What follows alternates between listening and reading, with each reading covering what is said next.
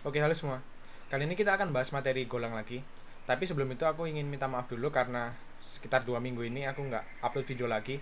Karena aku sempat pegang beberapa project juga yang deadline-nya pada mepet-mepet. Jadi nggak memungkinkan banget kalau aku nyempetin waktu untuk buat video kayak gini lagi. Dan ya akhirnya aku bisa kembali lagi membuat video lagi. Oke, untuk materi kali ini tuh berdasarkan pengalamanku sendiri. Itu mengenai HTTP call, terutama dari sisi backend. Untuk implementasinya sebenarnya nggak hanya di backend aja, nggak hanya spesifik Golang, tapi materi ini itu bisa dibawa ke yang lain, misal FW ke BE atau yang lainnya lah, pokoknya seputar integrasi antar service, baik itu pakai HTTP call atau yang lain. Jadi ceritanya gini, jadi kerjaan di kantor itu aku sempat pegang project yang ada integrasi antar service, dimana integrasinya itu pakai HTTP call. Jadi integrasinya ini nanti berupa kita backend itu manggil service lain melalui HTTP, semudah itu. Tapi yang menjadi tantangan adalah si service luar yang kita panggil ini sangat tidak konsisten. Dalam suatu waktu ia mengembalikan respon berupa teks saja, dalam satu waktu dia berupa JSON, dan dalam satu waktu lain dia berupa XML. Ada banyak case yang perlu kita handle dan unexpected case-nya banyak banget. Dan nantinya si server ini akan aku demokan, dan juga aku akan share beberapa tips juga gimana sih cara kita menghandle apabila ada kasus serupa di mana servernya itu atau third party servernya itu tidak konsisten. Jadi seperti itu. Oke, aku akan masuk ke materi demonya. Jadi demo kali ini tuh aku menggunakan Golang untuk mensimulasikan mengenai server luar di mana itu tidak konsisten, dan juga server kita, si kliennya yang memanggil server luar tersebut. Dan di sini udah ada setup si server yang tidak konsisten. Di sini aku menggunakan C, dan setupnya nanti seperti ini. Nanti akan aku contohkan di postman-nya gimana. Selain server luar, di sini aku juga sudah siapkan mengenai klien yang aku buat, di mana dia yang memanggil server luar yang tidak konsisten tersebut. Nanti akan ada di sini. Ntar aku bakal bahas. Dan yang pertama kita akan bahas bagian servernya dulu yang tidak konsisten. Di sini aku sudah siapkan postman untuk mensimulasikan bagaimana API-nya itu bekerja. Di sini aku sudah buat satu API aja. Pertama di sini API sederhana post. Kalau aku panggil, dia kasusnya no request body atau bodinya kosong lah, yang dimana harusnya si body ini dia mengirimkan JSON berupa code nanti seperti itu. Dan apabila ada error di sini dia akan return bad request. Kita coba ke case kedua. Dan endpoint ini aku sudah simulasikan dia memerlukan autentikasi berupa bearer token atau token apalah, pokoknya autentikasi di bagian headernya. Dan apabila aku panggil tanpa autentikasi, dia akan mengembalikan status error 401 unauthorized. Tapi di sisi lain, responnya itu bukan berupa JSON lagi, melainkan XML. Ya, begitulah. Terus lanjut yang kedua.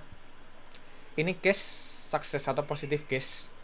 Dan oh ya, untuk positive case-nya, di sini aku sudah definisikan kalau input code-nya yang akan jadi simulasi request body kita, itu nilainya harus 1 atau 2, seperti itu.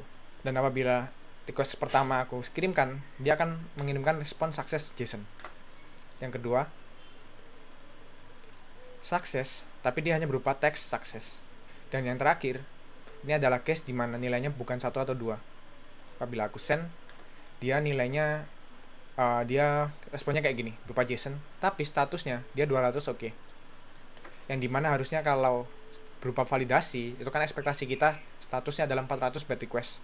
Tapi sini sudah aku simulasikan statusnya 200 oke, untuk mensimulasikan unexpected case yang terjadi di lapangan. Kayak gitu. Dan dari sisi code-nya nggak banyak yang akan aku bahas karena di sini bukan live code seperti biasanya, melainkan ya aku hanya tunjukkan bagaimana sih approach-nya untuk menghandle kasus seperti ini. Dan kita bisa menuju ke kliennya. Kliennya sama. Sini aku buat berupa server juga, tapi di sini akan lebih rapi karena di sini mengimplementasikan berupa clean architecture juga. Pertama ada controller, tapi kontrolnya ini cuma controller sederhana, dia hanya meneruskan request-nya aja. Dan controller akan memanggil use case. Use case kita bisa masuk ke modul use case, dan use case akan memanggil repository. Dan ini repositorinya. Dan di repository ini itu terjadi panggilan HTTP. Dan juga case aku menghandle bagaimana responnya yang diberikan oleh server tersebut. Jadi nggak konsistennya itu nanti akan aku handle di bagian sini. Dan juga ada satu file lagi. Dan file ini itu nanti akan menjadi approach yang sudah aku perbaiki lah, seperti itu. Lalu di sini juga aku mengimplementasikan centralized error handling. Jadi di sini itu sudah error handlingnya sudah ada di satu tempat, yang dimana kalau aku panggil dari sini, dari controller sini, nanti akan dipanggil panic, dan setelah panic dia akan dikirimkan ke error handling middleware-nya, dan middleware-nya nanti akan ada dipanggil di sini. Nanti akan terjadi error handling di sini kayak gitu. Oke, kita bisa masuk ke bagian repository. Sebelumnya aku jalankan terlebih dahulu untuk servernya. Servernya udah jalannya di 8082. Sini aku masuk ke klien. Pertama akan aku contohkan positive case-nya dulu. Misal di sini kan satu, tadi ada satu atau dua. Aku send dan dia sukses. Handlingku akan seperti ini. Success through message call API success. Tapi karena sukses nilai kedua itu dia hanya berupa sukses dan kita bisa inspect dalam codingannya. Kalau caraku menghandle ini sebelum aku perbaiki, caraku menghandle adalah, ini kita bisa hapus dulu. Sini aku menerapkan defensive programming. Jadi apa itu defensive programming? Jadi defensive programming itu kita mengumpulkan negatif case-nya atau case yang nggak ke-handle itu di bagian atas, yaitu di sini. Sementara itu positive case-nya itu ditaruh di bawah. Dan nanti seperti ini. Jadi bagian error-errornya itu sudah aku kumpulkan di bagian atas. Error itu definisiku adalah status code-nya antara 400 sampai 600. Kenapa 600? Karena kita juga pengen mengecek status code 500 sekian. Jadi yang kita kecualikan 600 kayak gitu. Tapi misku di sini dari approach ini adalah kalau kita kembali ke API-nya, sukses kedua ini dia nggak berupa JSON. Sementara asumsiku di awal itu positive case-nya akan selalu positif sesuai dengan ekspektasiku. Yang jadi masalah itu seperti itu. Jadi aku mengasumsikan semuanya itu seragam. Harusnya kita nggak boleh seperti itu kalau kita mengintegrasikan ke API luar, apalagi API-nya nggak konsisten. Jadi itu tips dariku. Misalkan di sini aku contohkan di kliennya. Klien 1 sukses, oke, aman. Dan dari approach-ku ini, apabila aku masukkan nilai 2 di mana dia bukan berupa JSON, akan terjadi bad request. Karena dia gagal melakukan parsing JSON-nya. Balik lagi, si statusnya ini bukan berupa JSON, tapi teks. Jadi masalahnya seperti itu. Lalu apa sih yang bisa kita lakukan untuk men-tackle kasus kayak gini? Kasus kayak gini itu bisa di-tackle dengan membalik logikanya. Kalau kita menggunakan defensive programming, kita bisa mengecualikan defensive programming. Tetapi kita bisa menerapkan early OK return. Early OK return-nya seperti apa? Itu seperti kayak gini, yang ada di dia ada di file perbaikannya, Di file perbaikan ini, itu aku membalik logikanya. Jadi positive case-nya aku taruh di atas terlebih dahulu. Sementara yang negatif case, itu aku bisa taruh di bawah. Positive case-nya itu nanti seperti ini. Jadi positive case di sini itu bukan berarti positive case nilainya 200 oke ya. Tetapi positive case-nya yang aku maksud adalah case yang kita expect. Maksudnya gimana? Case yang kita expect itu nanti akan kita handle. Misalkan case yang kita expect itu nggak hanya 200 oke, melainkan apabila tokennya error, itu kita juga perlu kirimkan atau melakukan sesuatu lah di kliennya. Maka token error itu merupakan expected case. Untuk case yang kedua, selain expected case, itu ada unexpected case. Apa itu unexpected case? Jadi unexpected case itu merupakan case yang nggak kita expect sama sekali. Ya kebalikannya lah. Contohnya gimana? Contohnya, hal-hal yang nggak kita capture selama kita melakukan eksperimen. Misalkan terjadi error kayak tadi, kayak waktu kita development, si sukses ini ternyata bentuknya berupa teks. Sementara waktu kita coba-coba waktu kita development, itu bukan berupa teks tapi JSON.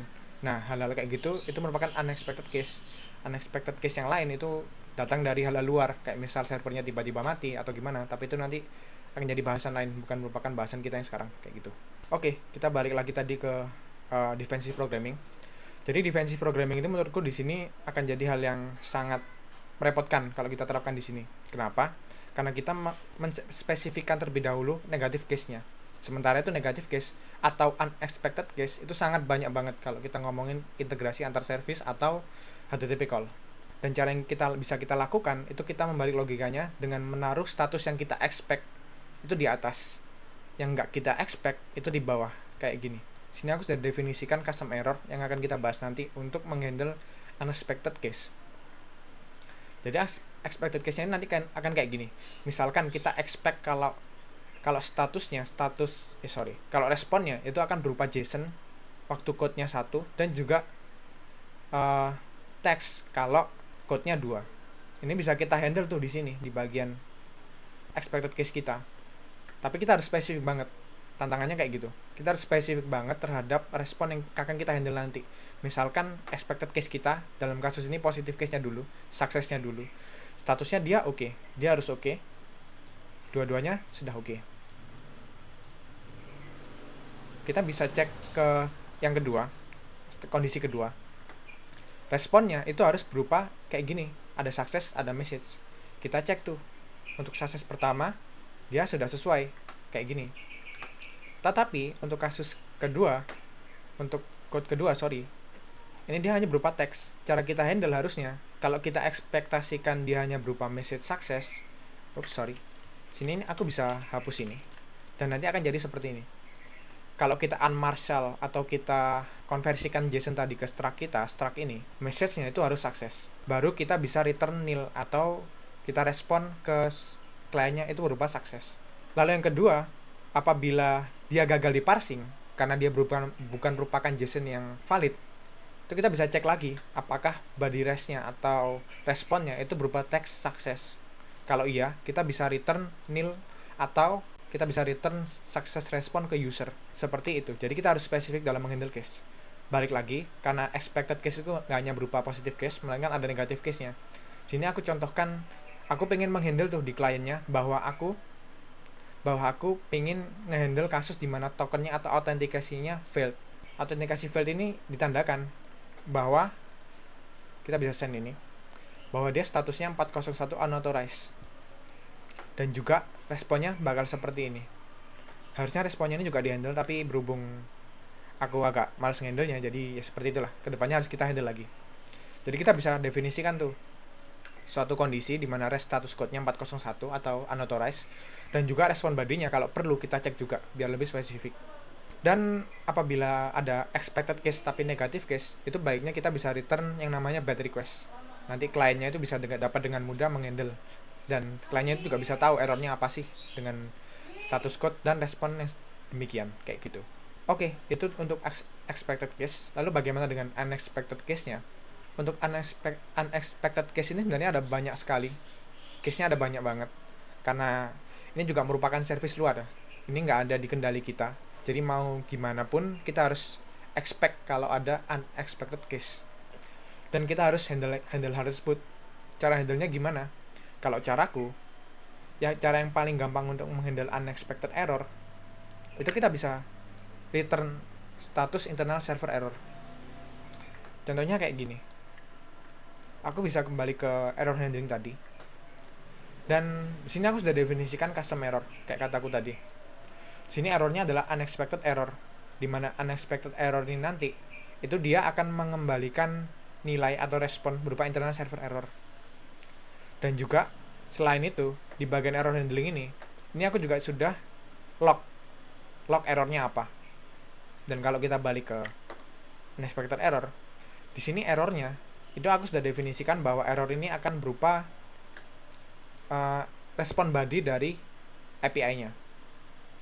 Jadi poin utamaku di sini unexpected error itu atau unexpected respon itu kita perlu handle juga.